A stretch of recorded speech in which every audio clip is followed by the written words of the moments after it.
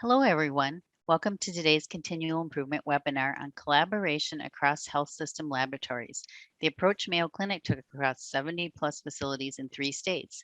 This is Janice Berquist, an education specialist for Mayo Clinic Laboratories. Our presenters today are Courtney Liskey, a senior systems engineer, and Ray Nyland, a quality management coordinator, both in the Department of Laboratory Medicine and Pathology at Mayo Clinic in Rochester, Minnesota. Just a couple of reminders before we begin today. There will be a question and answer session at the end of the program. You can submit questions online via the Q&A icon on Zoom. Please only use the chat function for any technical issues. Today's program is being recorded and will be posted to our website in a few weeks. And now I will turn things over to our presenters.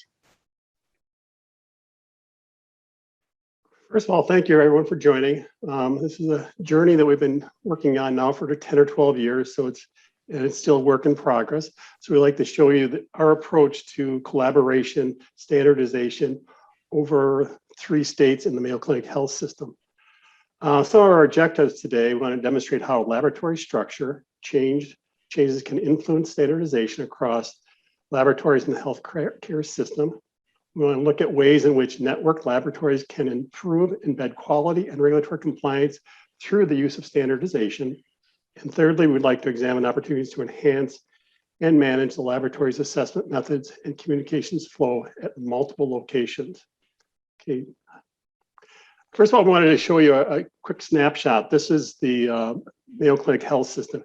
As you see, it has multiple sites. At the start of this convergence, we had 71 laboratories covering 3 states, Minnesota, Wisconsin, and Iowa. As we'll talk through this process, the big issue with this is the distance between the sites and the multiple sites. We have multiple sites throughout this and throughout the health system. Next one. So as we work through this process, we consolidated a lot of different field laboratories down to 62. In this region, we have 922 physicians and over 14,000 allied staff. Our physicians move around from site to site, so it's really important to help standardize the process, the testing procedures that we have in the health system.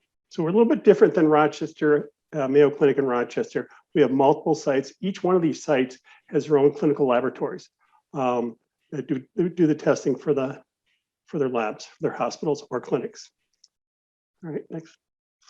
Let's first talk a little about the benefits and consolidations. As I mentioned before, we have providers and staff moving throughout the system. On this age, obviously with the staffing, there's always a shortage of staff. We'd like to move our staff from site to site, and having standardization really helps those staff understand the testing from lab to lab. We've consolidated the testing, the instrumentation, procedures, policies. So when staff or even the providers move from site to site, it's invisible to them. They should look exactly the same from a site to site. Test and inconsistency results vary. Prior to consolidation, convergence, we had a lot of different testing platforms, a lot of different reference ranges, a lot of different processes and tests. Through this process, we started developing standardization in instrumentation and testing.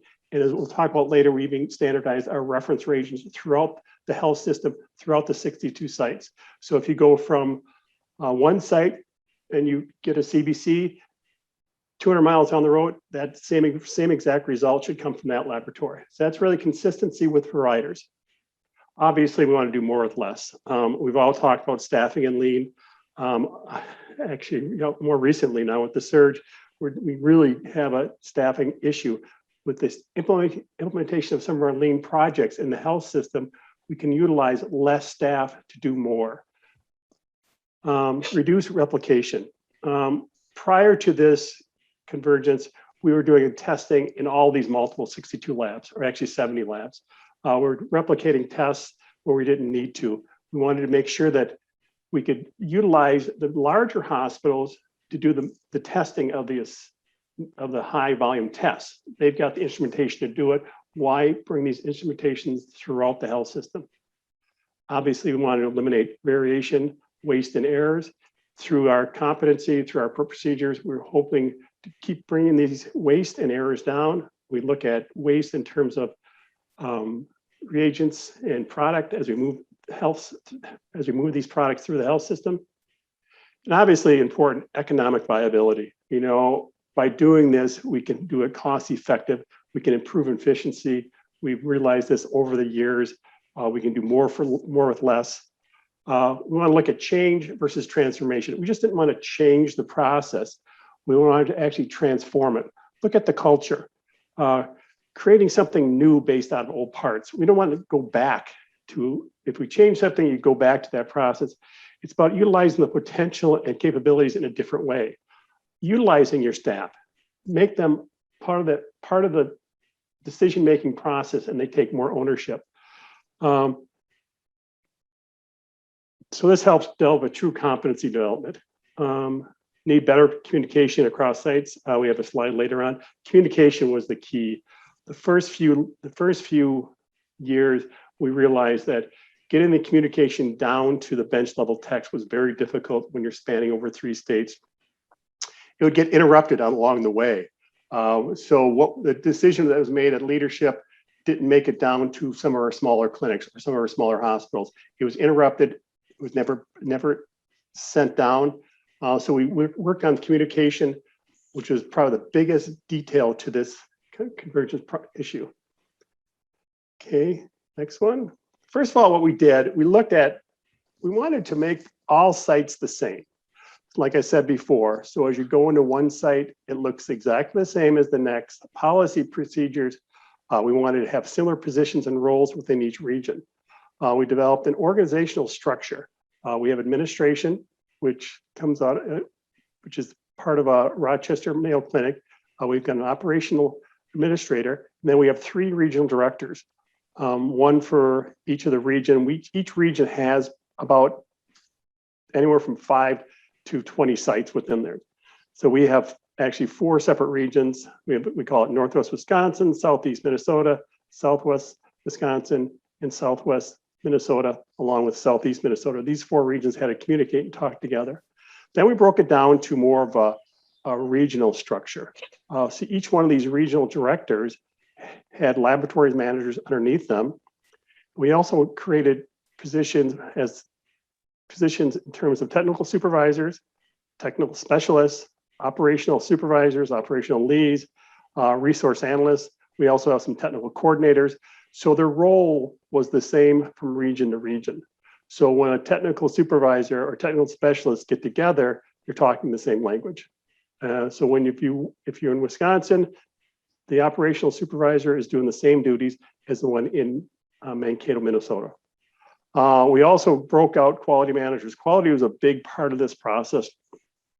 So what we did, we developed the quality managers, one for each region. So we have 4 quality managers, and we have a quality manager coordinator coming from Rochester that oversees the process with the quality managers and the technical coordinators. So it was important to identify these roles to make sure that they're similar within each region. When you're talking 14,000, I mean, we probably in the laboratory have like 800 or 900 techs throughout the health system. And so when we're talking with the coordinators or the specialists, we want to make sure we're talking the same language. So when we give them a job to do, they understand that it's going to be done the same way, either in Wisconsin or in Minnesota. And just to add to that, Ray, Sure. Another benefit of having our quality management coordinator being stationed out of Rochester is CLMP is a division of DLMP. And for a long time, it was very disconnected from DLMP in Rochester, and the initiatives, the goals, the strategic plans from Rochester were getting a little bit missed in being communicated to our health system sites and hubs. And so having this connection now really helps to have that feedback loop, not only from Rochester to the health systems, but also from the health systems to Rochester, to really understand the capacity and the supply reagents, FTE issues that the health system faces. Yeah, it was a learning curve. Rochester works a little bit, Mayo Clinic in Rochester works a little bit different than the clinical laboratories in the health system. They're so large. They have, each division is a clinical department, where in the smaller sites we have all clinical departments in the laboratory. It was difficult at the beginning because we were always reaching back to Rochester to ask questions.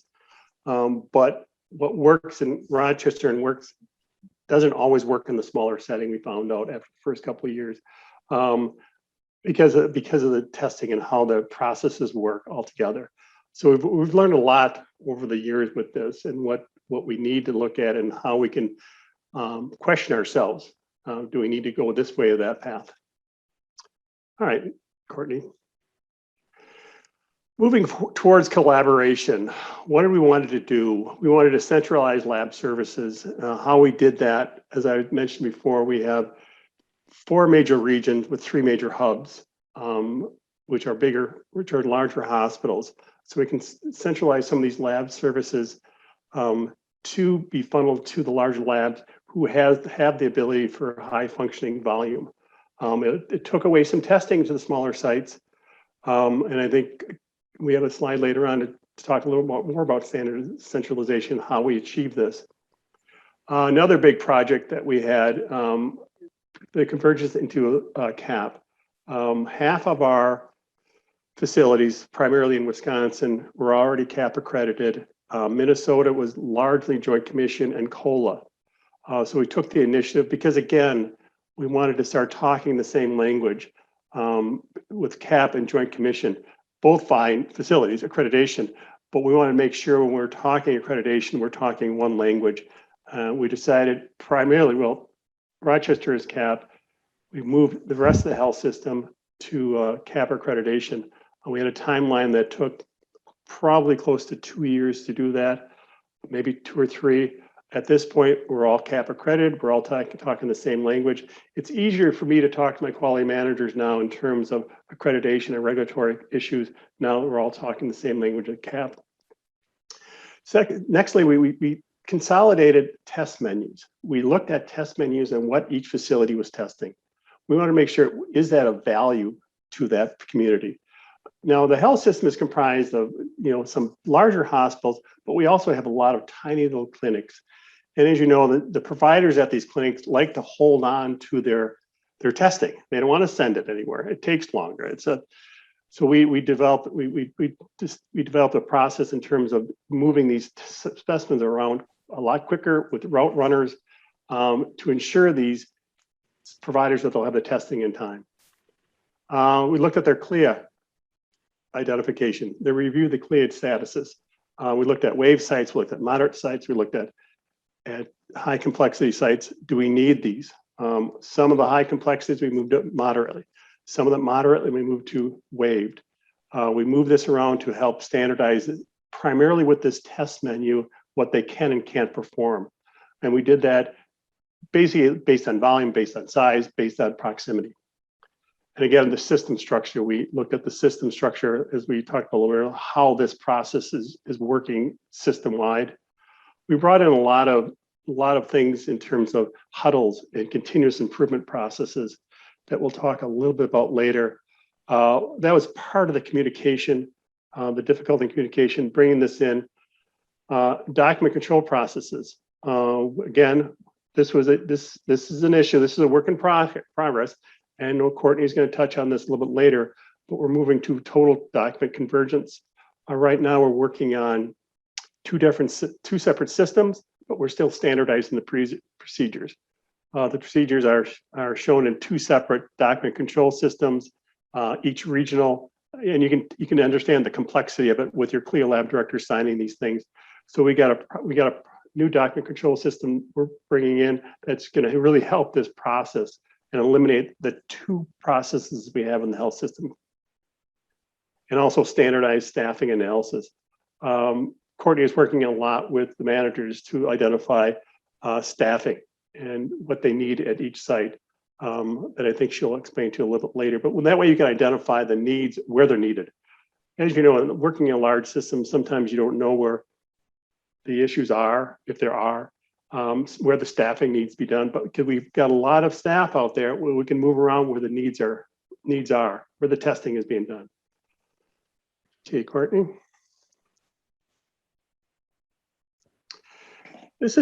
We started looking at a process, with the health system so large, all the clinical departments, we wanted to make sure they had a voice in decision making. So we developed regional quality system work groups. So we have quality work groups for chemistry, coag, quality. We have work groups for all clinical departments, and this is made up of technical expertise from all sites. So we brought in people from all regions, from the large sites and also the small sites, because we wanted them to have a voice at the table, because what fits one place will not always fit them all. Each work group meets on a monthly basis to discuss clinical issues, technical issues, PT. Currently, it's a lot about standardizing procedures. It gives them a chance to look at issues that are happening 200 miles away. And we can track these trends and stuff and hopefully fix these prior to it happening throughout the health system. One of the work groups is the quality work group, which I have the 4 quality managers I work with in the health system. We try to centralize activities. And this is the part of the communication that really helped us. These quality managers are embedded in each of our regions. We meet on a weekly basis to discuss issues, problems, concerns. But as things come through our health system leadership, our health system updates, other work groups, the chemistry, hematology, cytology, AP, these are all vetted through the quality work group. So all verifications, issues, procedure, a lot of procedures will come through our quality work group. So it gets stamped, gets a stamp of approval from quality before it goes sent further on. What's more important with this is that these quality work groups are Mayo Clinic Health System employees. They're embedded in their region. Their key point is to get the communication and make sure that things that are changing, things that are being decided on leadership are being changed at their small clinics, at their hospitals. It is their responsibility to make sure that these things get done. It really helped a lot in our communication. I mean, we've had, this process has probably been going on about 8 years, but those first 3-4 years, that was our biggest issue. It would stop. So quality expectations standardized for each laboratory, region, enterprise, test results standard throughout the health system. So having this kind of funnel effect where we have it all comes down to our quality work group, we can kind of keep control of it. Nothing else is actually being changed throughout unless it's coming through this process. It's helped out. It's a lot of work for the quality managers, but it's working. This is how we defined our communication for these changes. And we keep track of it through project trackers and other tools, but this is a big plus for us. Changes are piloted and monitored in one site, then replicated throughout the health system. So we try not to duplicate things. We want to make sure if we're in the health system, instrumentation and platforms, testing, verifications, we want to make sure that we do it once. So if we're bringing in 20 ILs for the health system, then we know that it's going to be verified the same way from site to site, or any type of chemistry platform. So this is all vetted through this. We have one verification plan throughout the health system, and then these verification plans come through quality for their stamp of approval. Okay, Courtney. So I'm going to talk about communication because this is kind of my dear to my heart, if you will. As you can imagine, communicating across miles is difficult, and there are a lot of roadblocks and hindrances that come up along the way. My past has been down in Rochester in DLMP, and sometimes you even have communication issues trying to communicate across different levels or floors in a single building. So when I started working with the health systems, I was a little intimidated at so many sites. I mean, you think 62 sites, 920 something physicians, over 14,000 allied health staff members. And how are we going to communicate? How are we going to be effective to ensure that that communication is coming from leadership down to our frontline staff, and that our frontline staff is also being heard? So, to me, consistent and ongoing communication is the backbone of any effective management system. So, how do we ensure that that information is being funneled and being heard? So as you see here, we have our leadership meetings. This is with our ops manager, our regional directors, and our CLIA chairs for each region, including our education coordinator, our quality coordinator, and myself as a systems engineer. We meet once a month to discuss different initiatives that might be coming from DLMP Rochester or from one of the regions.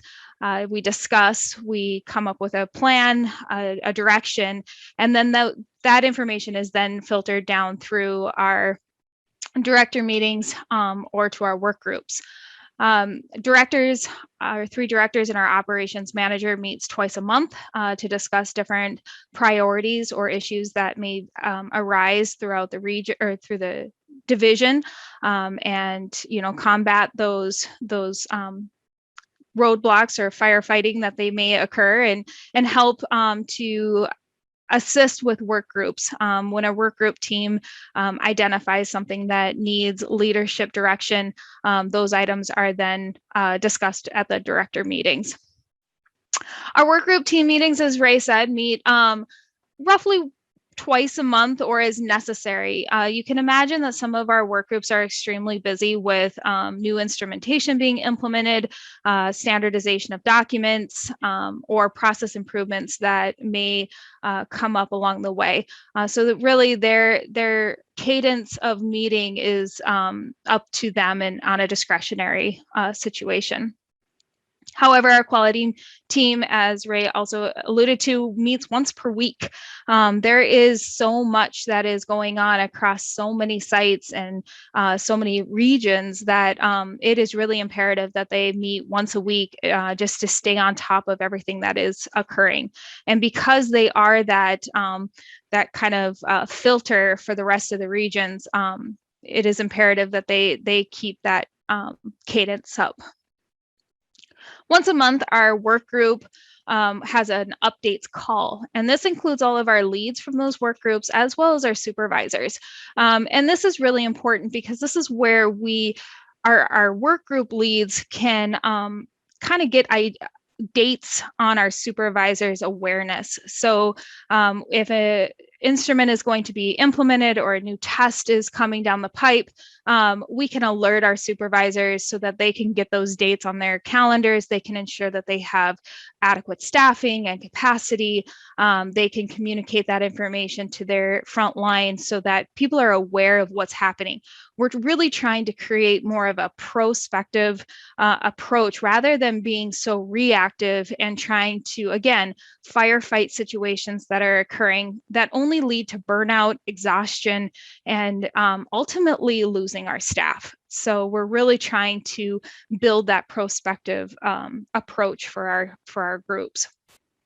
And it is an expectation then that information from that is provided at our updates call is then taken to laboratory meetings or laboratory huddles.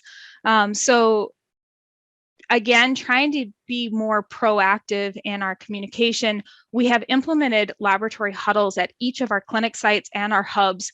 Our goal is to really meet daily, but we really encourage at least 3 times per week. As you can imagine, through the pandemic and through these staffing shortages that we have been experiencing, sometimes even a 5 to 15 minute huddle just can't be facilitated. Our patient work really is our top priority. But our supervisors, our leaders understand that getting that team together, having that even 5 minutes to do an operational review, who's here, who's where, this person's out, who's going to cover for them, really does build that team camaraderie and that culture. So we really do strive to make that huddle 3 times per week. As you see on this slide here, this is an example of one of our huddle boards or a suggestion. Some of our labs have incorporated all of these different attributes to their huddle board, and some haven't. We leave the autonomy up to the work unit to determine what is necessary and what is appropriate for their team to be successful. But we really encourage quality and safety. Of course, what safety items may have come up within the day or within this week that need to be discussed. This was a huge topic for the last year and a half with all of the different COVID changes that were occurring. So having these daily touch points just to ensure that our staff were well versed in what was changing and how we were going to handle it. People and partners, it's really, again, to build our team and to ensure that we know each other, not just as I'm on the bench with you, but also you as a person who what are you doing outside of work? Just trying to, again, build that culture.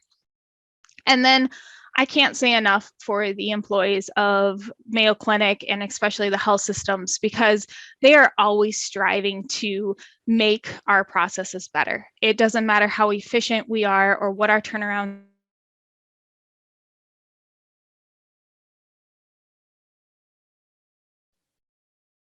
Oh no, did we lose Courtney? The ideas and the PDSA prove are already very efficient processes.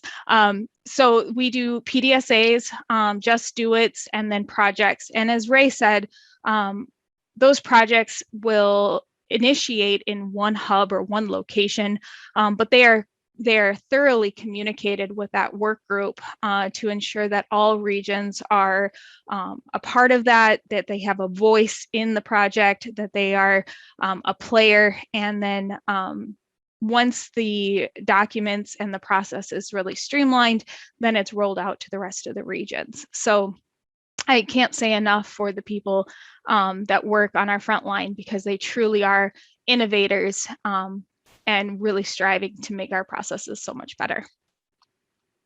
So what are some of the benefits of having an effective management system? It's just that efficient use of resources.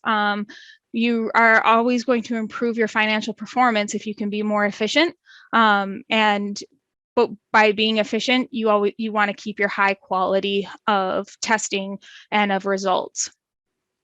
Improving our risk management, understanding the people within that operation. We have to remember it's the people that are really doing the work. Without our people, we are nothing. So having employee recognitions, building that camaraderie, it's super important. Increasing our opportunity to continuously improve. Again, I can't speak enough for our people. The mission of the needs of the patient come first are truly felt and embodied by the frontline staff of the Mayo Clinic Health Systems. And by having this backbone and this effective communication, you're really building a stronger culture and you're building that respect within your members. So we utilize a few different tools to keep track of all of the things that are being done within the health systems. One of those items is a project tracker. Project trackers have been in place in the health systems for many years, but I call this a journey because they continuously evolve and change. We use these project trackers for multiple different reasons. One, to keep our work groups on track and to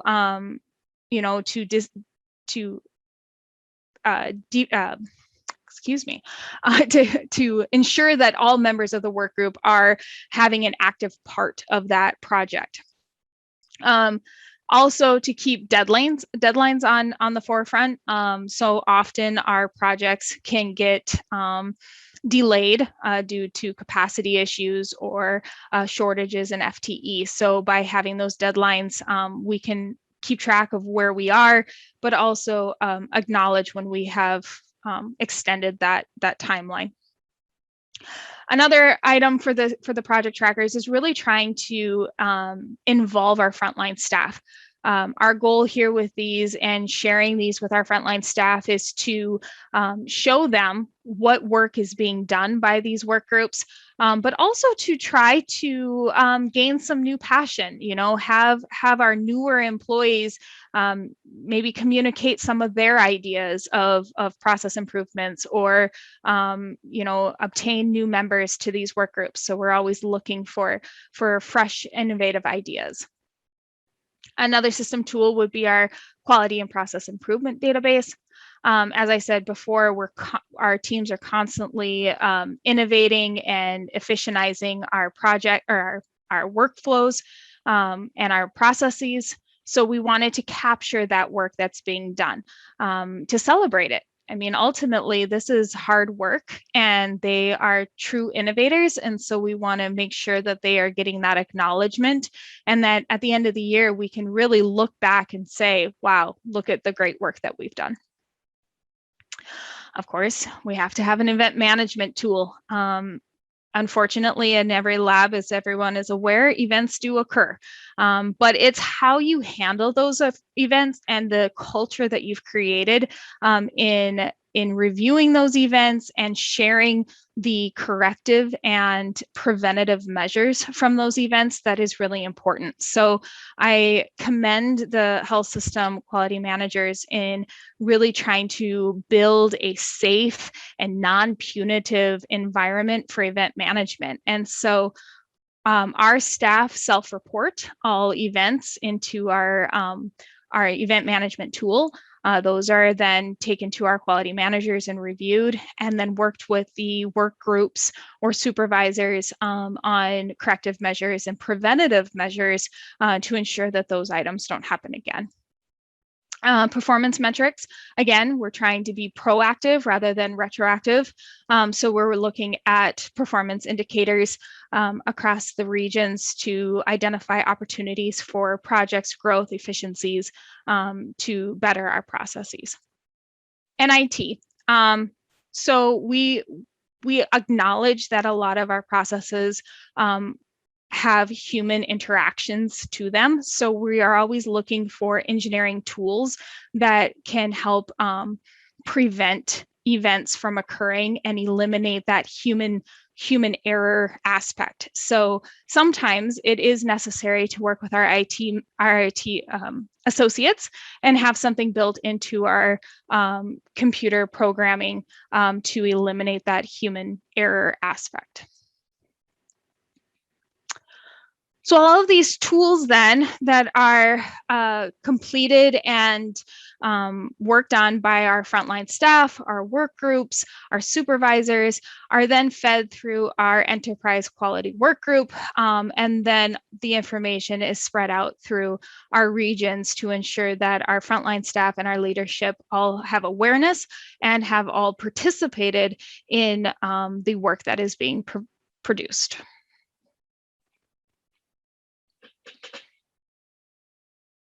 Ray? Is that my key? That's your cue. Okay. We just wanted to discuss some of the successful standardization projects we've seen over the years. This is just a sampling, some of the big hitters, but we wanted to kind of share some of this. Obviously, the test catalog aligned with Mayo Clinic Health System with Rochester. So we standardized the reference ranges, the specimen stability, reportable ranges, test menus, and turnaround time. So we only have one lab test catalog that's coming out of Rochester. So the health system is aligned through them. Again, we're using very similar platforms as Rochester. So the reference range or these standardization.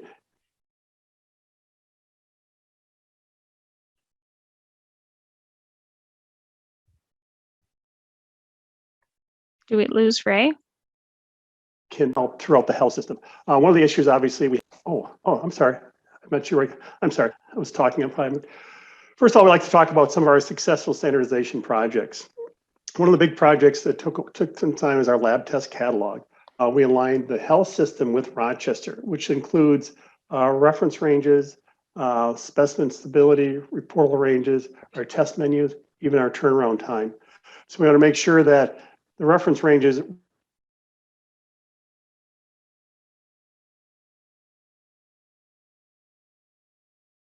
were similar or the same throughout our region, and the line are in Owatonna, you're gonna get the same reference range in Eau Claire.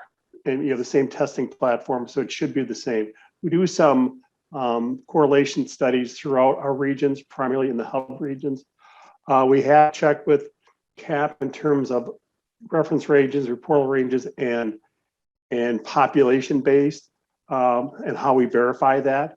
So we've got a process in place so we can verify that at a large hub and sprinkle it out through our regional sites. MCL referrals to hub sites. This is basically what you see on the screen. The smaller sites will, if they don't do the testing, it gets sent to their major hub or larger hospitals.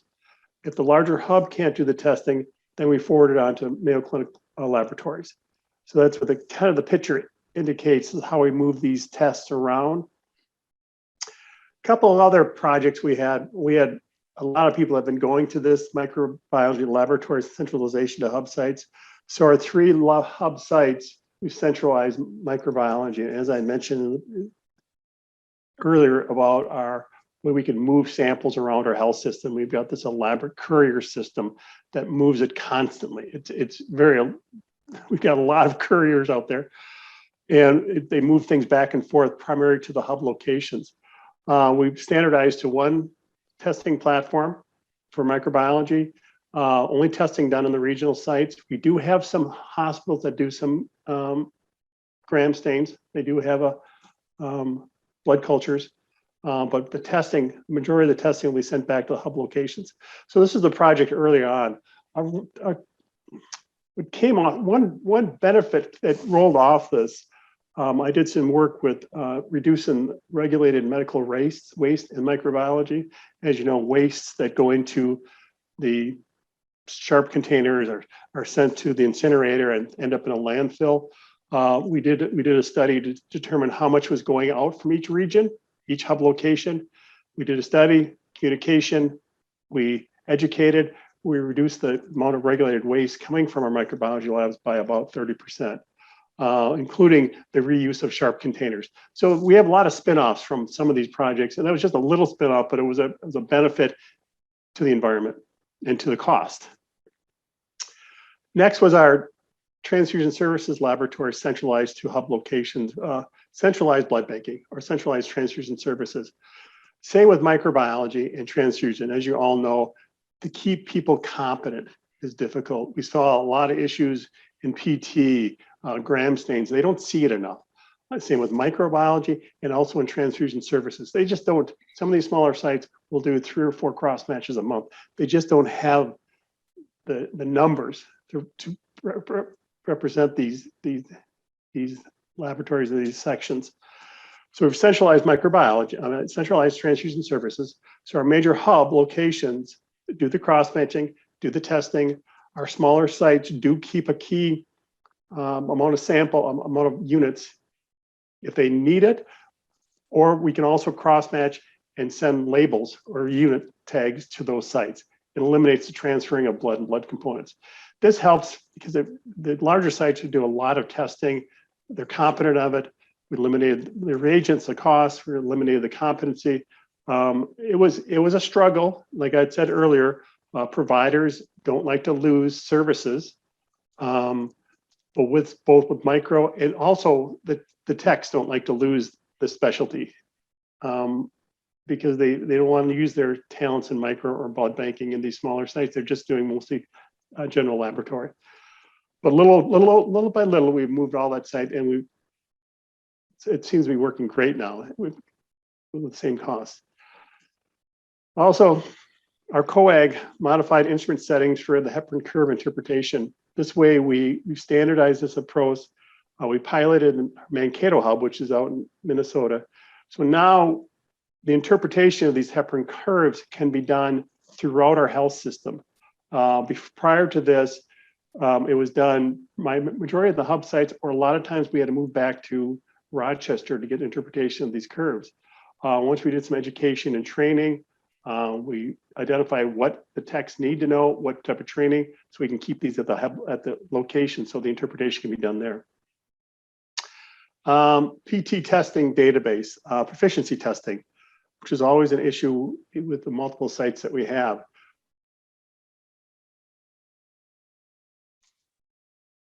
We incorporate a standardization data to Wisconsin, where all their PT investigations are reviewed at a level. Actually, it's reviewed in Rochester by a PT team, and all this information goes to the PT database. So we can track this information, we can look at it. We were identified that we're failing something.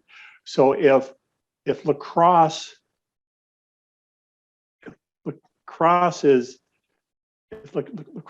failed something, right away I can reach out to the quality managers to start looking at their processes. And if we identify tracks or trends, we can identify processes.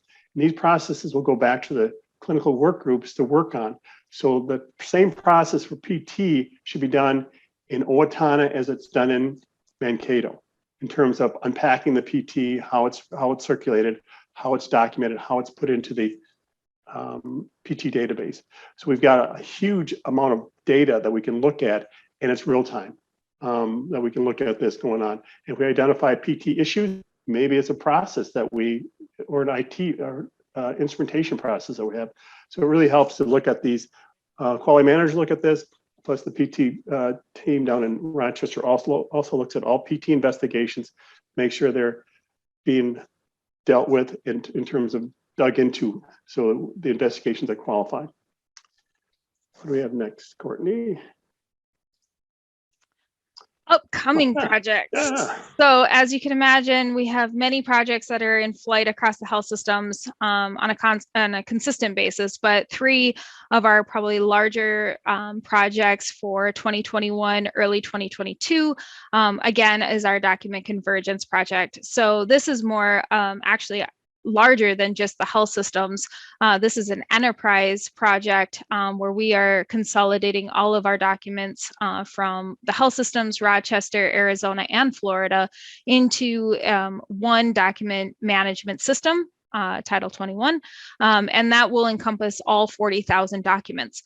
As Ray had said earlier, health systems are currently using 2 different electronic systems, currently one more manual than the other. And this will allow all of the regions now to be in one system. Another item here is that we will have access to all documents from every site and region, including Florida and Arizona. So this just allows our enterprise to be just that much more connected and to help us streamline processes. Digital pathology. This is a 2021 DLMP priority, and we are piloting the digital pathology process in our Eau Claire hub. Once we have streamlined those processes and created documents and workflows, then we will roll that process out at each of our other hubs, including Mankato and La Crosse. Instrumentation and space evaluations. This really goes hand in hand also with FTE evaluations. Our goal is to utilize standardized templates to really have a apples to apples review of our instrumentation, our FTE usage, as well as our space.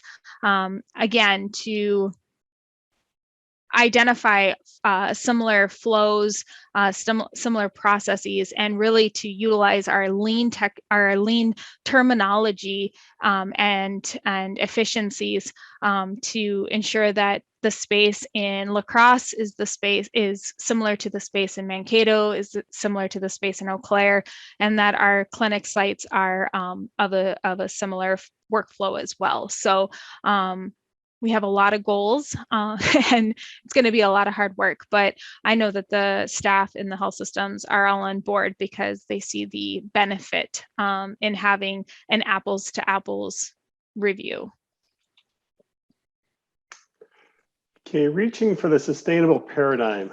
the collaboration process. I'm big in sustainability. I look at processes, how we can look at 3 separate areas when we make a decision.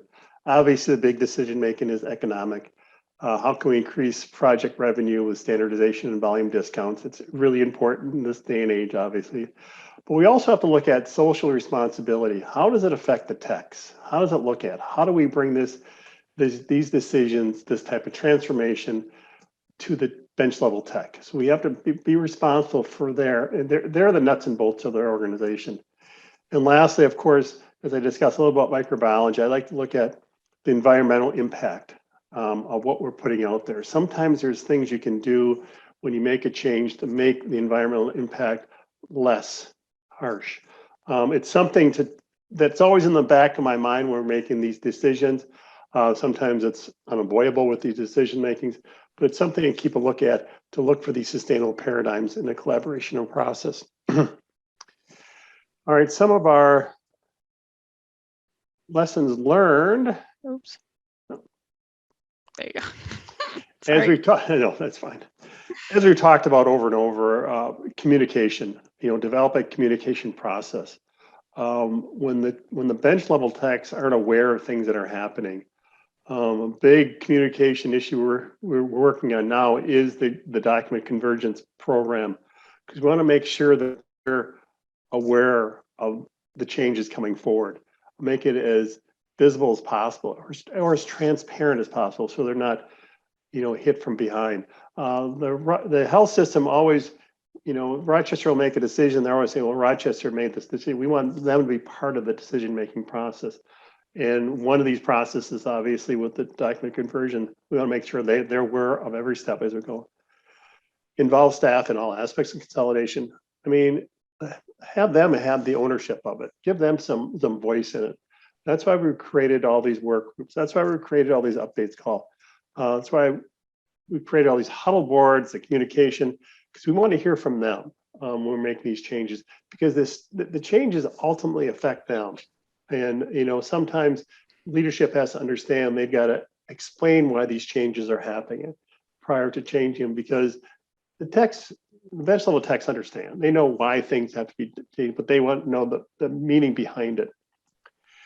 The process flow for small and large facilities, as Courtney had mentioned, that's a big plus. Looking at the processes. I know Courtney's working on a lot of changes, a lot of remodels within our health system. As she does these remodels, she's looking at the processes, making sure that the processes is as lean as possible and also can be used or replicated throughout the health system. Creating quality oversight facilities, convergence, and can improve compliance. Because of the way we've embedded quality into our system, we're seeing an improved compliance throughout our health system. Our investigations are going down. We're looking at a lot of different quality metrics through the health system. It seems to be helping that they're understanding that oversight part of it. We shared quality resources, eliminated the need for each site to have its own. Where now we have one quality management program for the health system. We shared that throughout the QSCs. They have a better understanding of it. We've embedded that process in the health system for all 900 techs understand that. It's just no longer a procedure. They know why we're using the quality in the QSCs. And more importantly, it's dynamic. It's a dynamic process. It's always evolving. We're always learning. We're always changing. And as you know, with the latest surge, we're learning how to try to handle this latest surge. And with our processes in place, I feel that we can handle this a little bit better because of our standardization and the understanding of the testing that's going on in the health system. So yeah, it's been a journey, and the journey has continued. But I'm really proud of what we've done in the health system with all these sites. Initially, it was a pushback. They pushed back very, very hard, these smaller sites. They didn't want Rochester to come in and oversee it. And like I said, after a couple of years, then it became more of a health system initiative. And as we brought more labs into the health system, you could see that pushback for the first 2-3 years, and they started understanding what the ultimate goal was. And that's what we found out in this process. So that's what we have. Next up, I know we have a few questions that I'll read off and we can answer that. We got a few minutes more for questions. One big thing is, the question is effective ways to approach competency assessment to techs working in numerous locations. Good question. We battled with this a lot. We've talked to our accredited agency to determine how we can move these individuals around and how we can make sure that they maintain competency. You know, we're looking at WAVE, we're looking at moderate, we're looking at complex testing. The biggest hurdle of sites is, our biggest hurdle for competency is not all our sites have the 4-year techs to monitor the competency. As you know, moderate and complex testing has to be overseen by a 4-year med tech. So we have to do is we got to move our med techs around to do some of this observation and competency. But each laboratory has its own competency. So if you move from one site to another, you have to actually perform 2 competencies. You have to have it embedded in that location.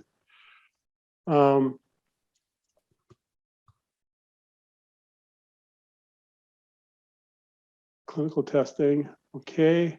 Another question, are technical coordinators for quality centralized in Rochester?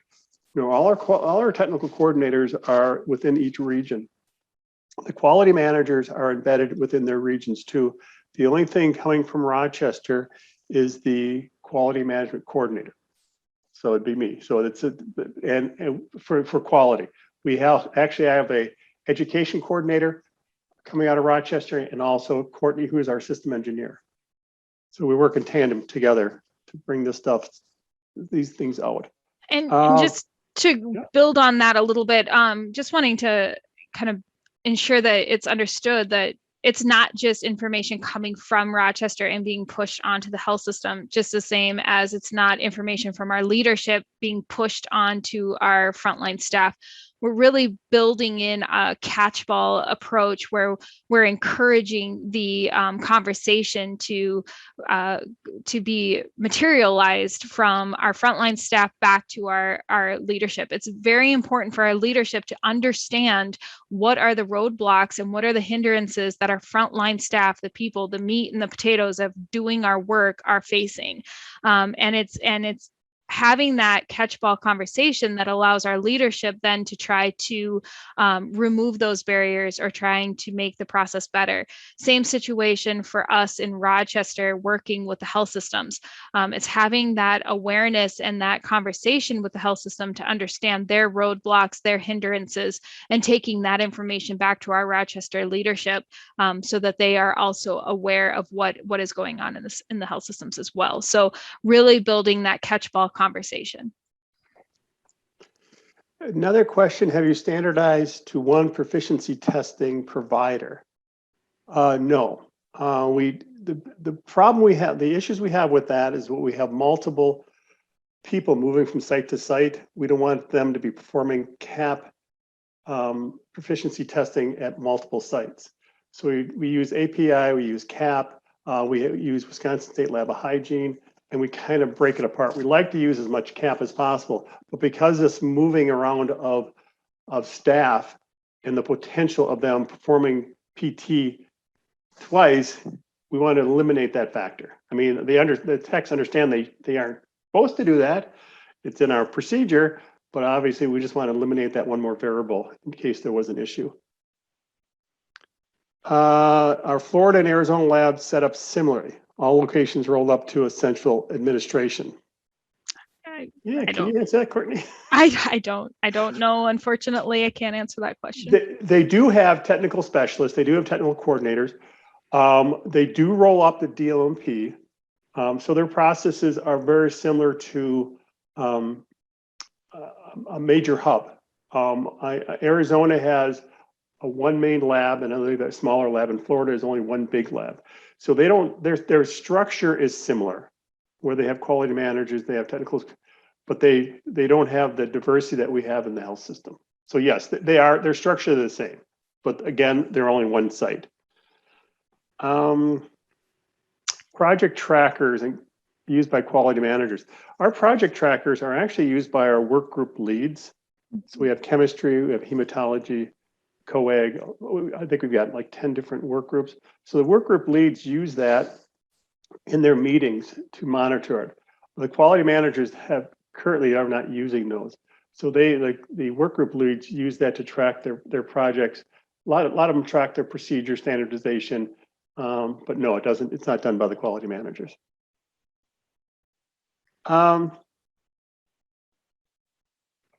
We do use so internal or contracted courier route runners. We utilize the Department of Laboratory Medicine contracted couriers, and it's a partnership that has been worked with our supply chain. So. Yeah, and the health system is actually a MCL client. So the billing, there is no fee schedule. There's a few questions about billing, which always comes up. But we're actually a client. And when we don't have any, we're not a client, so we don't have a fee schedule. So it's at cost testing for us in the health system. We don't move around. Our techs that move around from site to site. We don't have any intercompany transfer costs, but we use PAUs to identify where they're working site to site. So they clock in at a different site.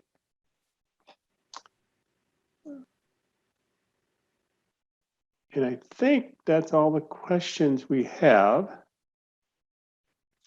Thank you, Courtney and Ray. Mm-hmm. I apologize to everyone. I think we had a little audio glitch in the middle of our webinar, but I think we ended sounding clear, so that's great.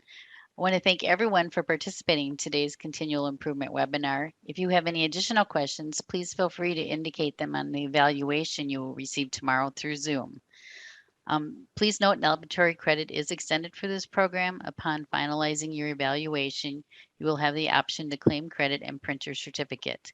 If you had registered for this webinar and joined by phone only and do not receive the email with the evaluation, please email us at mcleducation@mayoclinic.edu. As a reminder, this program was recorded and will be archived on our website in a few weeks. Please visit our education website for more information on upcoming educational offerings and our continual improvement webinars. The next continual improvement webinar will be on December 8th from 11 a.m. to 12 p.m. and the topic will be what's new in quality and regulatory expectations for laboratories 2021. Thank you again for joining us today and have a great day. Thank you for participating. Please click the button below to complete the evaluation and obtain credit.